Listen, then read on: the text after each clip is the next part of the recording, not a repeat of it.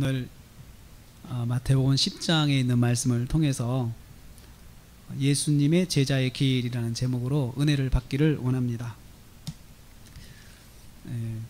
지난 주간에 신문을 읽어보니까 신문에 어떤 칼럼이 하나 들어있는데 거기에 음악을 전공하신 분이 거기다가 칼럼을 쓴 것을 봤어요.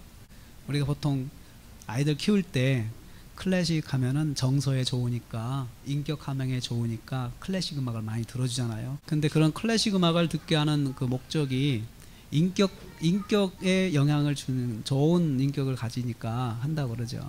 우리가 클래식을 전공하는 것, 클래식을 공부하는 것이 인격 수양에 도움이 돼서 하는데 사실은 클래식을 전공한 사람들이 인격이 실제 삶은 인격이 안 된다는 거예요.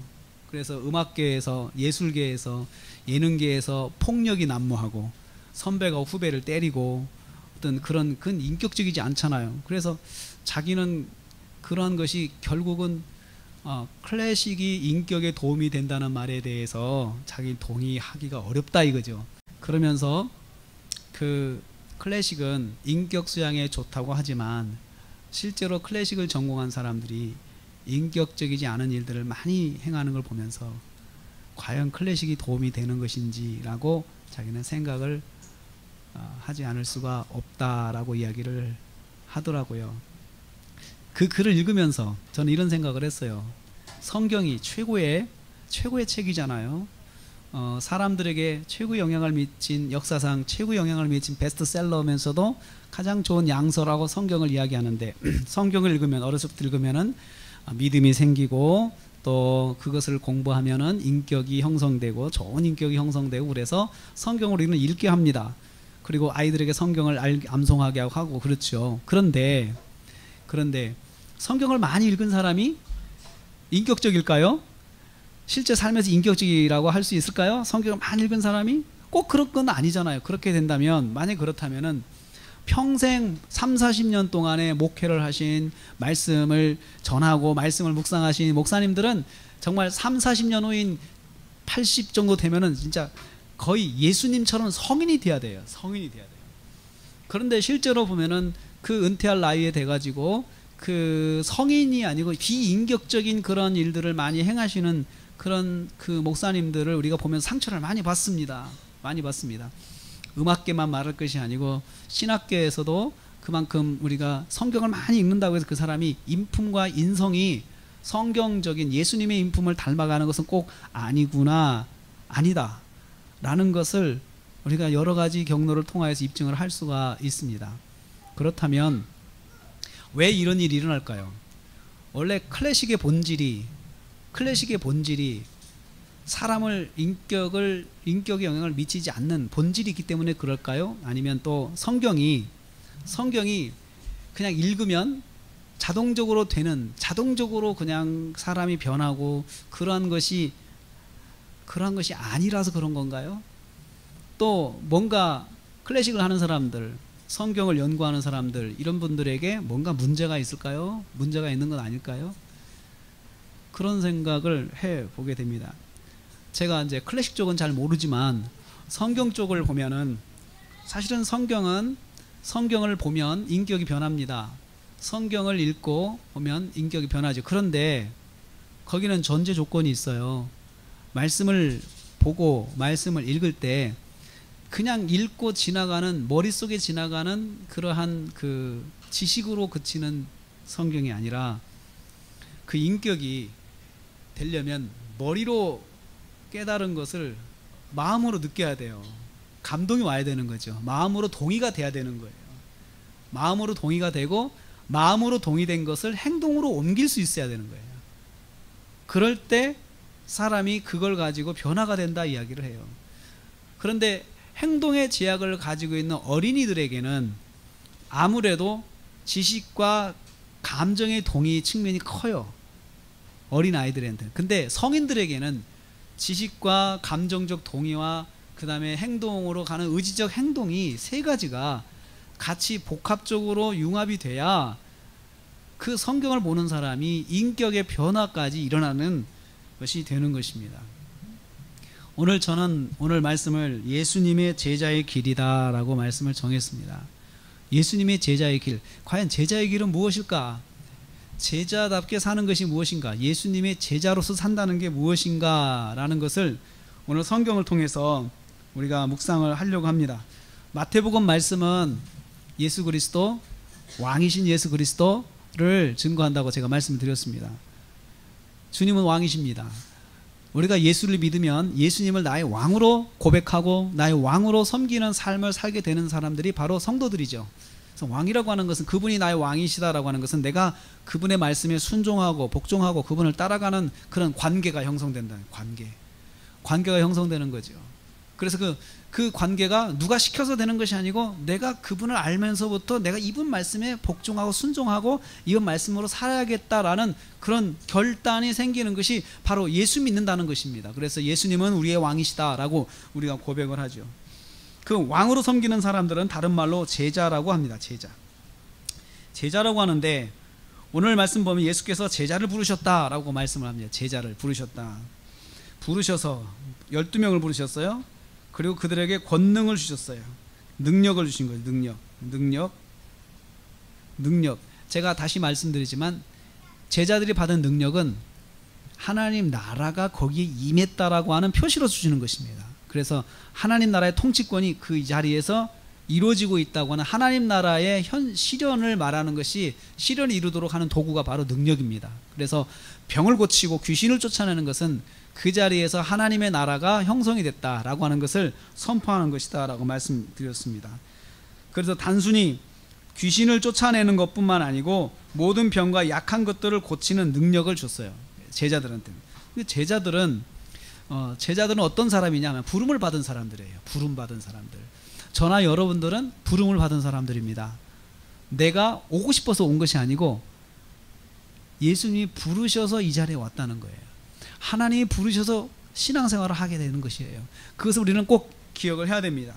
그런데 여기 보면 예수님께서 12명을 뒀는데 12명의 명단이 나옵니다. 2절에 보면 시몬, 베드로라는 시몬하고 안드레, 야고보, 요한, 이 두 사람은 형제입니다. 형제가 이 두 사람이 형제인데 이 형제들이 예수님을 따르는 사람이 됐어요. 그 다음에 빌립, 바돌로메, 도마, 마태는 세리라고 하는 거 좀 묵상하려고 그럽니다. 세리.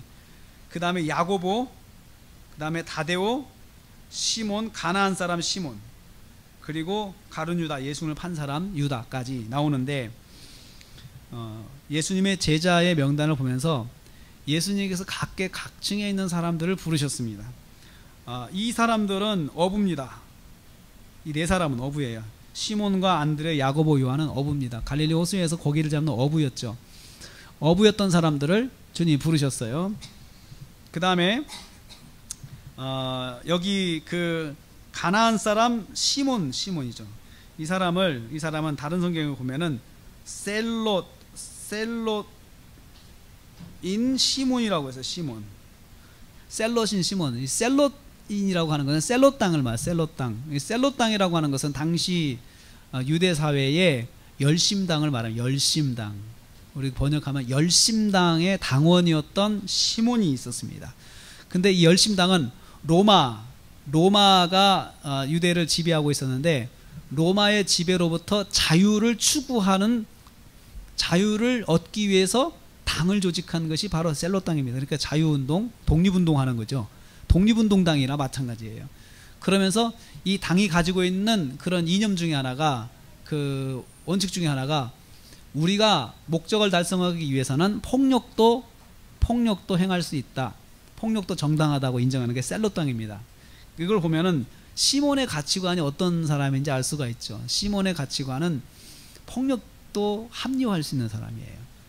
그 사고 자체가 폭력도 우리의 자유를 위해서는 행할 수 있다. 사람도 죽일 수가 있다라고 생각하는 거죠. 그래서 실제로 이 시몬이 속했던 셀롯 당이 그 반란을 일으킵니다. 그래가지고 그 굉장히 이 나라를 어렵게 했는데 이런 사람도 주님께서 부르셨습니다.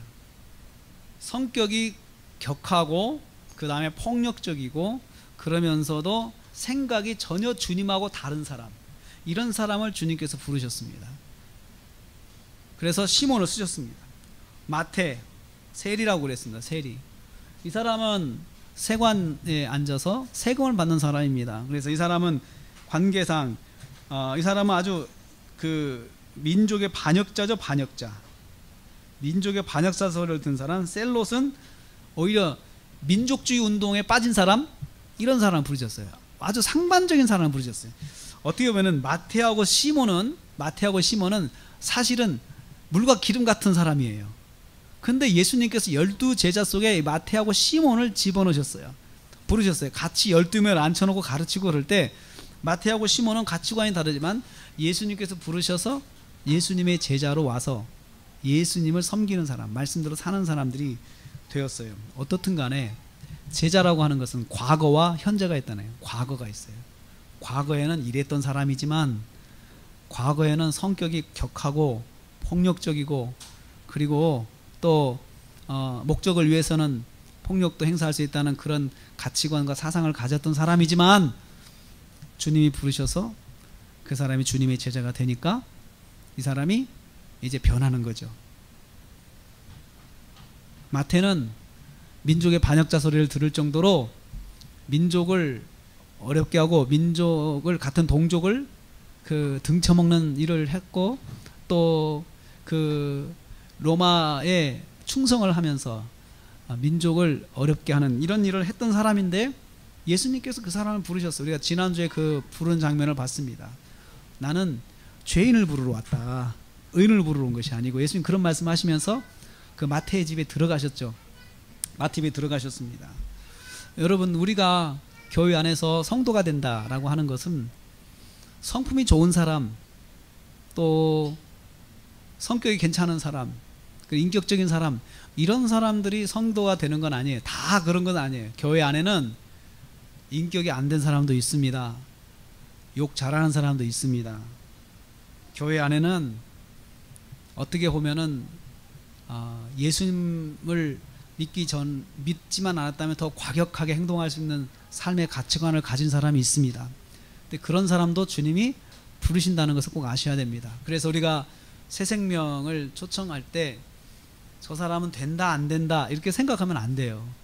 저 사람은 아무래도 우리 교회 오면은 교회하고 어울리지 않을 것 같아, 안 어울릴 것 같아, 너무나도 사람이 좀 뭐 이렇게 과격하고 그래서 교회를 좀 어렵게 할 것 같아 라고 하는 그런 선입견을 가지고 있으면 안 됩니다.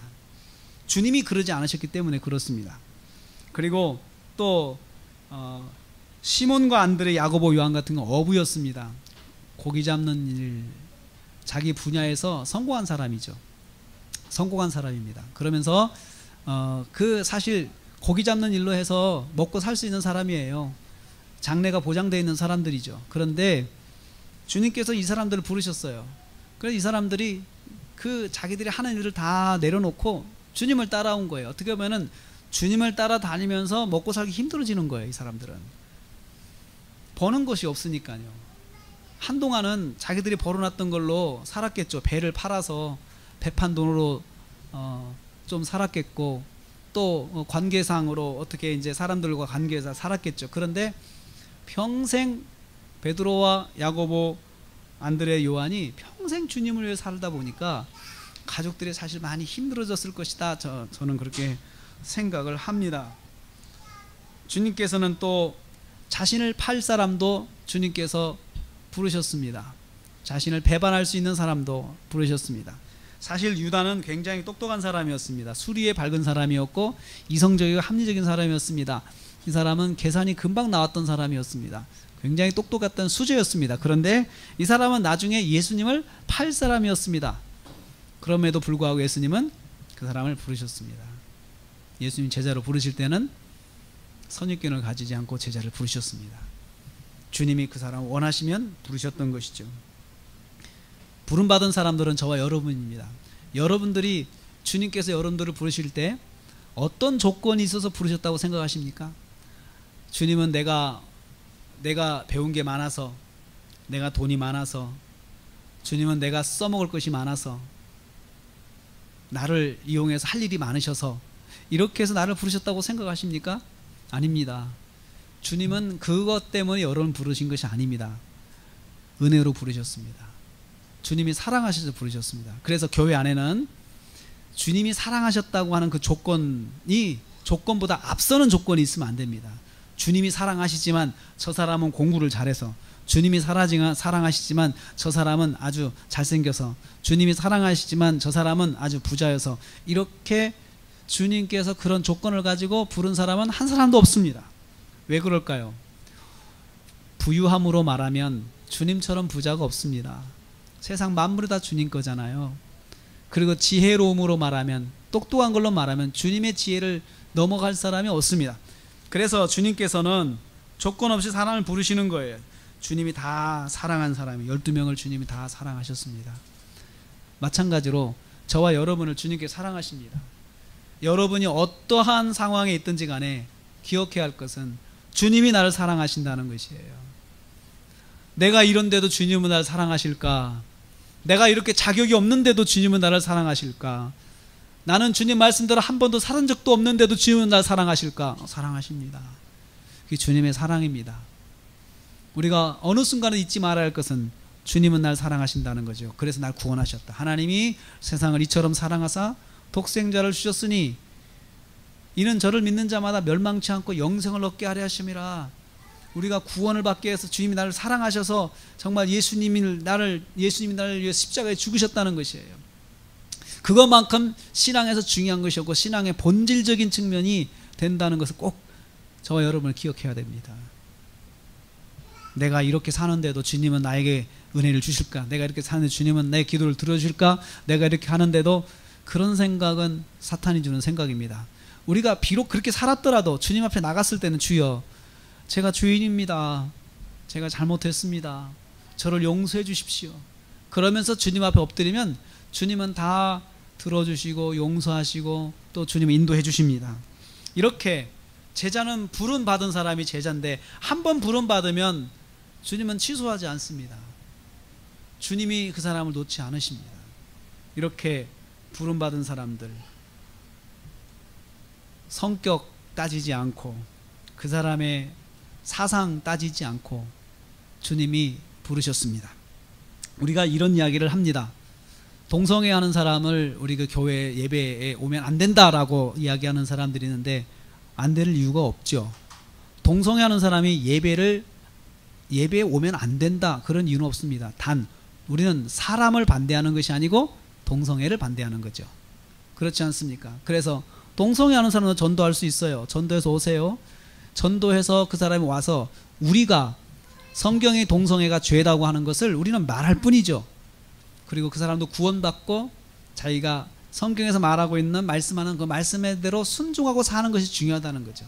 순종하고 사는 것이, 사람을 반대하는 것이 아니고 사람을 미워하는 것이 아니고 그 사람들이 가지고 있는 그 동성애적인 그런 사상 자체를, 생각 자체를 우리는 성경에서 그렇게 말씀하고 있다 전하는 거죠. 내가 증오한다는 것이 아니고 성경이 그렇게 말씀하니까 우리가 그렇게 삽시다, 그렇게 우리는 말을 하는 것입니다. 처음에 제가 말씀드렸죠. 클래식을 공부한다고 다 인격이 좋은 게 아니라는 거죠. 신학을 공부한다고 다 그 사람이 인격적인 것은 아니에요.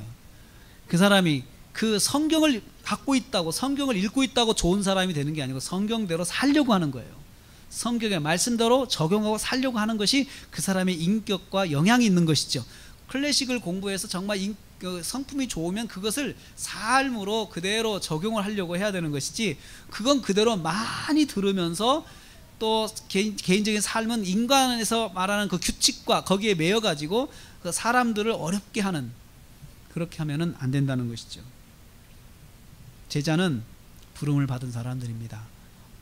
조건을 따지지 않고 어떤 상황에 있든지 간에 주님께서 부르셔서 제자가 된 것입니다. 저와 여러분이 성도가 된 것은 주님이 부르셔서 성도가 된 것입니다.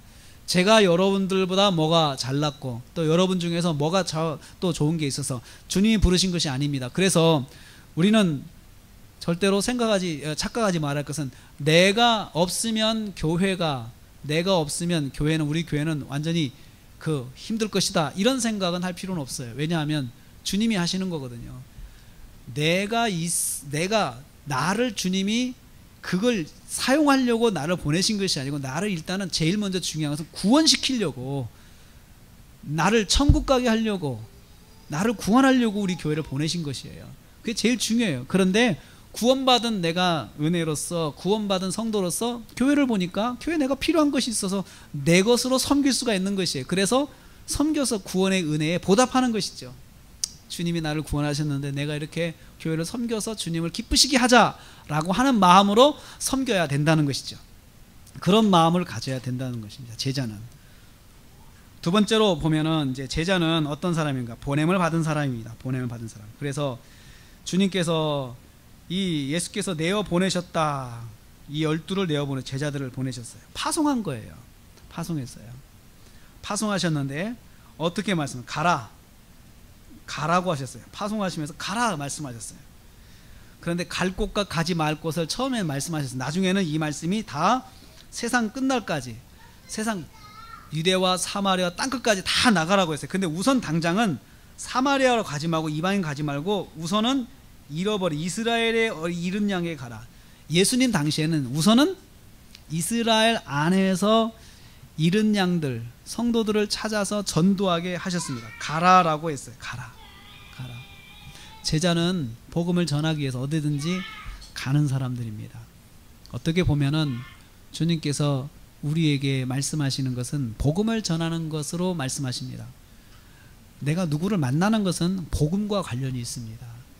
그래서 저와 여러분은 항상 어디를 가든지 간에 내가 이 상황에서 내가 어떻게 복음을 전할까, 내가 어떻게 예수님을 전할까, 이것을 생각을 해야 합니다.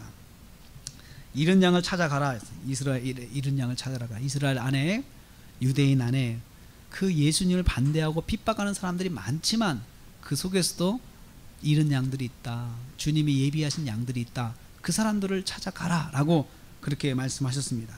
그런데 이 사람들이 보입니까? 보이지 않는 사람들이에요. 가서 만나봐야 되고 가서 전해봐야 알 수 있는 사람들이죠. 그래서 우리는 갈 때, 제자로서 복음을 들고 갈 때 답을 가지고 가는 건 아니에요. 저 사람이 어떨 것이다. 우리는 답을 몰라요. 그렇지만 그 사람에게 전해봐야 그 답을 알 수가 있어요. 전하지 않으면 답을 알 수가 없습니다. 그래서 전해야 합니다. 그리고 가서 전하라. 무엇을 전하라고 했습니까? 천국이 가까웠다. 천국을 전하라. 천국이. 다른 것이 아니고요. 뭐 예수 믿으면 당신 뭐 부자 됩니다. 이런 것들로 하지 말고 천국을 전하라는 거죠. 천국이 가까웠다. 예수 믿고 천국 가야 됩니다. 천국 갑시다. 천국 백성이 됩니다. 그것처럼 복음이 없다는 거죠. 가서 천국을 전해라. 그리고 나서 뭐냐? 고치라. 그 사람이 만약에 어떤 문제를 가지고 있으면 그 문제를 위해서 기도해주고 그 문제를 극복하게 도와줘라. 그 말이죠. 병든 사람이 있으면 고쳐줘라. 어떻게 고쳐줘요? 기도해서 고쳐주라는 거예요. 그리고 죽은 자는 살려라. 그때 당시는 죽은 자가 살아났습니다. 제자들이 가서 죽은 사람들이 있을 때 기도해주면 살아났어요. 그런 역사가 나타났어요. 그리고 나병한 자를 깨끗하게 고쳐줘라. 그리고 귀신을 쫓아내라. 귀신을 쫓아낸다고 하는 것은 그 사람이 온전한 정신의 지배를 받지 아니하고 귀신의 지배를 받는 것으로도 자유하게 해서 하나님 나라가 거기 임했다는 것을 선포하는 거죠. 우리는 이것을 이렇게 적용할 수가 있습니다. 우리 삶에서 만나는 문제들을 해결해 주라는 거죠. 해결해 주라. 그 사람의 문제 해결을 위해서 도와줘라. 너희가 도와줘라. 도와줘서 그 사람들이 하나님을 믿도록, 천국 복음을 믿도록 너희들이 인도해 줘라 라고 하는 것이 제자가 해야 할 일입니다. 그래서 제자들은 그 사람이 만나고 있는, 내가 정말 만나고 있는 사람의 문제를 위해서 기도해 줄 수 있어야 돼요. 그리고 도울 수 있으면 또 도와야 돼요. 그렇게 하면서 복음을 전해야 합니다. 그런데 이때 그저 줘라, 거저 줘라, 공짜로 줘라, 공짜로 줘라. 기도해 줄 때 돈 받지 마라. 문제를 해결해 줄 때 대가를 바라지 마라. 내가 이렇게 해결해 줬으니까 저 사람이 내 말을 잘 들어야겠지, 이렇게 생각하지 마라. 저 사람이 이제는 내 편이 될 거야 라고 생각하지 말고 전하라는 거죠. 그래서 우리가 봉사하고 섬겼을 때 대가를 바라면 그건 봉사가 아니죠. 그냥 섬겨야 되죠. 거저 줘라, 거저 줘라. 그냥 줘라. 아낌없이 줘라. 그 사람들 병 고쳐줬다고 해서 네가 그 사람들 앞에 우쭐하지 마라. 그리고 그 앞에서 군림하지 마라. 귀신을 쫓아냈다고 해서 그 사람들 앞에 군림하지 말고 우쭐하지 마라. 교만하지 마라 라는 거죠. 교만하지 마라. 왜냐하면 내 능력으로 고친 것이 아니고, 내 능력으로 한 것이 아니고 주님의 능력으로 한 것이잖아요. 그래서 우리가 그 복음을 전할 때 그런 능력들이, 역사가 나타납니다. 병든 사람이 있으면 기도해 주면 돼. 복음을 전할 때 복음을 전해야 되는데 이 사람이 병들어 있어요. 그러면 거기서 뜨겁게 기도해 보세요. 기도하면 거기서 성령의 역사가 나타납니다. 그리고 또 한 가지는 금이나 은이나 동을 전대에 넣고 다니지 말고, 주머니에, 지갑에 넣지 말고, 지갑에 돈 넣고 다니지 말고, 또 주머니에 주머니나 옷이나 신이나 지팡이를 여행을 위해서 가지지 마라. 그냥 가라. 그냥 가라. 그냥 가라. 이 말은 다시 말하면 오직 주님만 의지하라. 주님의 손길을 의지하고 가라는 거죠. 주님의 손길을 의지하고 가라. 주님의 손길을 의지한다. 여러분, 돈이 있어야 되잖아요. 가면 밥을 먹어야 되잖아요. 그런데 그 밥 사 먹을 돈도 가지고 가지 말고 그냥 가라는 거예요. 그냥 가라. 왜냐하면 왜 그렇게 하냐? 왜냐하면 일꾼은 저 먹을 것을 받는 것이 마땅하다. 주님께서 나를, 일꾼, 전도자를, 제자를, 복음을 전하는 제자를 일꾼으로 보시는데, 일꾼이 먹을 것, 자기가 먹을 것을 마땅히 받을 수 있도록 하시겠다는 거예요. 그러니까 여기 돈이나 또 옷이나 이런 것도 환경이잖아요. 여기 환경인데, 환경을 주님께서 제공하시겠다는 거예요. 그런데 우리가 이제 그런 걸 생각하면 걱정을 많이 하죠. 환경 때문에 걱정을 하죠. 환경 때문에 걱정을 하죠. 돈이 있어야 거기 가서 먹을 거 먹고 숙소를 정하고 지낼 텐데 돈이 없단 말이죠. 그러면 우리가 계획 자체를 세우지 못합니다. 계획 자체를 세우지 못해요. 저도 지금 6월 달에 러시아를 가야 돼요. 러시아. 근데 러시아가 이제 모스크바에서 이제 러시아 목사님들 성경 이제 강좌를 열게 했는데, 문제는 비용이에요. 비용이에요. 비용이, 거기는 항공료가 많이 들어요. 머니까 많이 들어요. 그러니까 비용을 생각하면은, 지금까지 하나님께서 비용을 대주셨거든요. 하나님께서 비용을 주셨어요. 사실 내가 내 돈으로 갈 수 있는 사역이 아니잖아요. 중국 사역도 그렇고. 근데 하나님이 주셨어요. 또 저희 교회 재정은, 제가 선교 재정은 손을 안 대요. 왜냐하면 우리가 돕는 데가 있잖아요. 그러니까 그것은 따로 하고, 저는 별도로 기도하면서 하나님이 이것을 위해서 하나님 허락해 주세요 라고 해서 지금까지 하나님께 해주셨어요. 그러니까 제가 돈을 준비한 적도 없고, 또 여행을 위해서 옷을 준비한 적도 없고, 또 여행을 위해서 어떤 특별한 기구를 준비한 적도 없지만 하나님께서 그렇게 해주셨어요. 지금까지. 그런데 또 새로운 것들이 열리면 항상 먼저 걱정되는 것이 그거예요. 다 좋은데, 페루에서도 선교사님이 남미 페루에서도 와서 학교를 좀 열어서 했으면 좋겠다고 하는데, 중요한 것은 비용이잖아요. 페루는 얼마나 또 멀어요. 비행기도 굉장히 비싸요. 그런데 비수기, 성수기 아닌 비수기에 가면은 또 좀 싸다고 그래요. 그런데 어떻게 선교를 골라서 갈 수가 있습니까? 그 사람들은 언제 와달라고 이야기를 하는 거지. 그러니까는 그 생각해 보면은 비용이 엄청나요. 그럼 위축이 돼요, 그것 때문에. 근데 주님께서 그렇게 말씀하셨어요. 일꾼이 저 먹는 것을 받는 것이 마땅하다. 제가 여기에 고린도전서 9장 13절 14절에 사도 바울이 그것을 이제 다시 이렇게 이야기를 했어요. 성전의 일을 하는 이들은 성전에서 나는 것을 먹으며, 제단을 섬기는 이들은 제단에서 나는 것을 먹는 것을 너희가 알지 못하느냐. 이와 같이 복음을 전하는 자들이 복음으로 말미암아 살리라, 이렇게 명하셨다. 이렇게 명하셨다. 이게 뭐냐면 같은 맥락이에요. 너희들이 그런 걸 걱정하지 말고 그것 때문에 사역에 위축을 받지 마라. 하나님께서 복음을 위해 사는 사람은 복음을 말미암아 살도록 그렇게 명령하셨다. 그렇게 명령하셨다. 그렇게 살아라. 그러니까 그건 걱정하지 말고 복음을 위해서 가라 하면 가라는 거죠. 가라 하면 가라는 거예요. 그래서 저는 이것을 이렇게 좀 생각을 해봤어요. 저와 여러분이 전도하러 가는 것만이, 선교하러 가는 것만이 지금 가는 것은 아니에요. 저와 여러분이 사는 곳에서 누군가에게 복음을 전하러 가는 것도 가는 거예요. 누구를 복음을 전하러 만나는 것도 가는 거예요. 근데 그 복음을 전하러 만나는 것에 있어서 환경을 걱정하지 말라는 거예요. 환경은 하나님께서 마땅히 인도하신다는 거예요. 환경은. 중요한 것은 내가 복음을 전하고자 하는 마음이 있느냐 없느냐예요. 있느냐 없느냐 하는 게. 잠언에 보면은 게으른 사람은 길거리에 사자가 있다고 말한다 라고 그런 말이 있어요. 잠언에 보면은 게으른 사람은 길에 사자가 있어서 못 나간다 라고 핑계를 댄다는 거죠. 핑계가 많다는 거죠. 너 왜 못 나가는데? 사자가 있어서 못 나가요.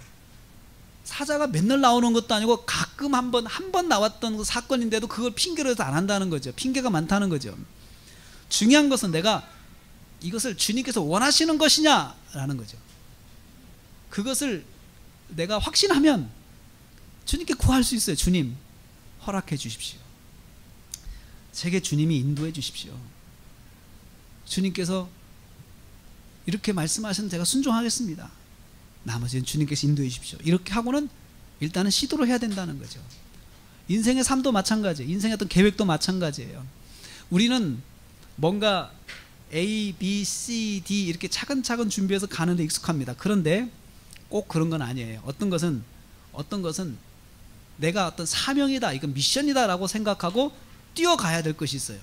정말 그것이 내 사명이고 미션이면은 그 사명과 미션을 붙잡고 환경은 하나님이 허락해 주실 거다라고 하고 뛰어드는 것이 중요해요. 중요한 것은 내가 도전하고 시도하는 거예요.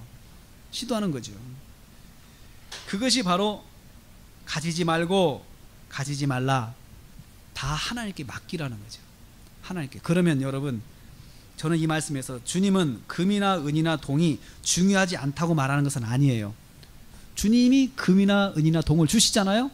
그렇죠? 중요하니까 주시죠. 주님의 손길을 통해서 주신다는 것이에요. 또 옷이나 신이나 지팡이나 이것도 주님이 필요하지 않다고 말씀하시는 건 아니에요. 그것 때문에 일을 못하겠다, 그것 때문에 내가 지금 당장 뭘 못하겠다, 그 말을 하지 말라는 거예요. 왜냐하면 이것은 주님이 주신다는 거예요. 중요한 것은 그 미션을 붙잡느냐 붙잡지 않느냐, 그것이 중요한 것이에요. 중요한 것이에요. 세 번째로, 그러면 어디로 가야 될까요? 어디로 가야 할까요? 아무 성이나 촌에 들어가라. 아무 성이나 촌. 그러니까 아무 성이나 아무 촌이나 들어가라. 전도자는 어떤 대상을 정할 때 어떤 방향이나 이것을 그냥 내가 선입견 갖지 말라는 거예요. 선입견 갖지 마라. 아무데나, 사실은 아무데나 아무 곳에서나 주님이 역사하세요. 저는 깨달은 게 있어요. 어느 곳이나 아무 촌이나 어느 곳을 가든지 간에 하나님이 거기서 인도하시고 역사하신다는 것이에요. 그러니까 우리는 보통 내가 아는 곳 중심으로서 내가 또 내가 좋은 곳 중심으로 해서 하잖아요. 그리고 익숙한 곳 중심으로 하잖아요. 그런데 그렇지 않다는 거죠. 아무 촌이나 아무 성에 들어가라는 거예요. 아무 데나 가라고 하면 가야 되는 것이에요. 그게 제자예요. 아무 사람이나 만나서 전하라는 마음에 감동을 주시면 전해야 돼요. 그게 제자의 길이죠. 그리고는 가서 머물라. 아무 촌에 가서 머물라. 그리고 그 집에 들어간 평안을 빌라. 그래서 제일 성도의 가정에 가서 가장 좋은 기도가 뭐냐면 평안을 위해서 기도하는 거예요.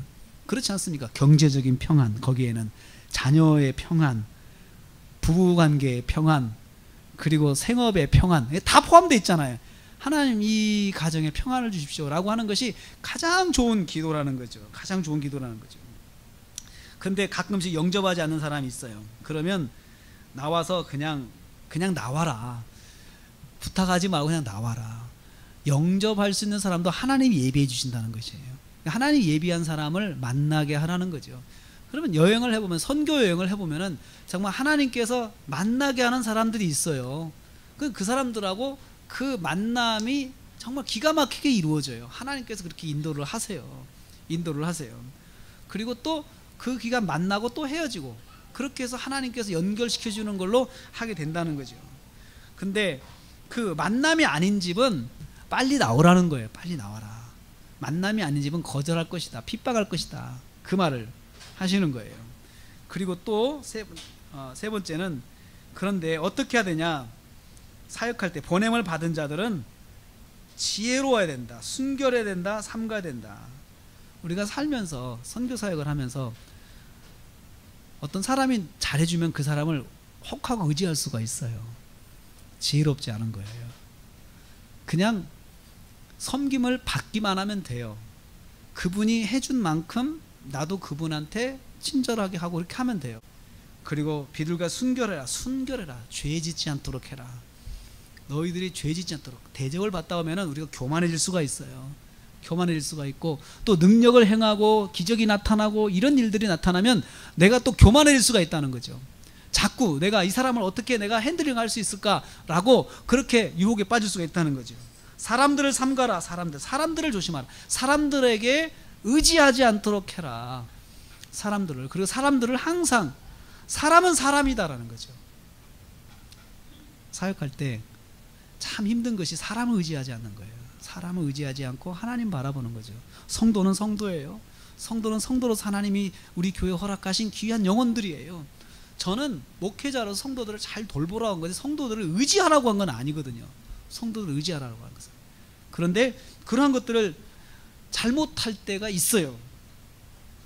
사람들은, 그 사람들 중에는 이 사람들이 너희를 공회도 넘겨줘 책질하게, 결국은 너희를 핍박하는 사람들이 될 수 있다는, 핍박하는 사람들이.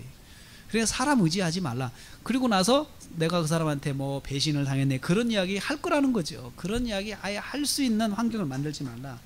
그리고 끌려가기도 하고 고난도 받는다. 고난도 받을 수 있다는 거죠. 우리가 믿음 생활하면서 고난 당할 수 있어요. 파송을 받아 사는데 고난 당할 수 있어요. 우리는 그런 생각을 합니다. 내가 하나님 일을 하는데 고난 당하면 될까? 안 되죠.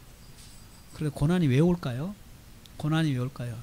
이 세상은 하나님이 주인이시지만 이 하나님이 주인이신 이 땅에서 마귀가 하나님의 허락을 받고 통치하는 영역이 있어요. 마귀가 활동하는 영역이 있어요. 그 영역 안에서는 항상 영적인 싸움이 있습니다. 그래서 마귀는 이 영적인 싸움에서 어떻게든 하나님의 사람들을 끌어내릴까, 하나님의 사람들을 믿음을 떠나게 할까 계획하는 것이 마귀의 일이에요. 그러다 보면 우리가 복음을 전하는 것은 마귀와의 싸움이 있는 영적인 현장인 것이죠. 그래서 항상 고난이 있어요. 고난이 가지고 있는 목적이 있어요. 고난은, 마귀가 주는 고난은 포기하게 만드는 것이에요. 포기. 그만해라. 전도 그만해라. 복음을 그만 전해라. 포기하게 만드는 거죠. 하나님 주신 고난은 우리가 그 속에서 하나님을 만나는 거예요. 하나님의 역사를 경험하는 것이에요. 고난이 올 때 하나님 저를 인도해 주십시오. 하나님 이 고난을 이기게 해 주십시오. 이렇게 하면은 하나님의 역사가 나타나서 하나님께서 인도하시는 것을 본다는 거예요. 그렇게 되면 우리는 그 고난을 통해서 아, 하나님 살아계시구나, 이것을 간증할 수 있고 또 하나님께 영광을 돌릴 수가 있는 것입니다. 사랑하는 성도 여러분, 오늘 우리가 제자의 길에 대해서 말씀을 드렸습니다. 제자의 길은 한마디로 말하면 주님이 가라는 곳에 가는 것이에요. 우리에게 적용하면 주님이 만나라고 하는 사람 만나고 주님이 전하라고 하는 사람에게 복음을 전하는 것이에요. 그리고 전할 때 오직 주님만 의지해야 돼요. 환경을 주님께 맡겨야 돼요. 환경을 주님께 맡기고 주님을 의지하고 주님을 만날 때 하나님께서 역사하시는 것을 경험할 수 있고 그 속에서 제자답게 설 수 있어요. 결국은 제자는 최종적으로 아, 저 사람은 정말 하나님 제자다, 정말 주님의 제자다, 그 소리를 들을 수 있어야 되는 거죠. 근데 제자가 나중에 주님의 일들을 많이 하고 복음도 전하고 나서 저 사람은 정말 인간적이야 라는 소리를 들으면 그처럼 모욕적인 게 없어요. 우리가 주님의 일을 다 하고 나서 인간적인 사람이 되지 않기를 원합니다. 끝까지 주님의 제자로 남기를 원합니다. 그러려면 주님께 맡겨야 돼요. 주님께 맡기는 것을 항상 생각해야 돼요. 이건 주님께 맡기자. 주님이 인도하실 것이다. 뱀같이 지혜롭고 비둘기처럼 순전해라. 뱀은 징그러운 것이고 또 인간을 타락하게 만든 그 도구가 되었지만 사실 뱀에게 배울 수 있는 지혜라는 거예요. 지혜.